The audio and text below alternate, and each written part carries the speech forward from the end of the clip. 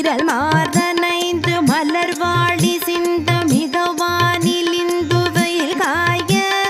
மீதவாடை வந்து தழல் போல ஒன்ற வினை மாதர் தந்தம் வசை கூற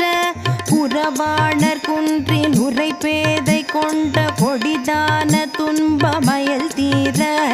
குளிர் மாலையின் கணனி மாலை தந்து குறை தீர வந்து உருகாயோ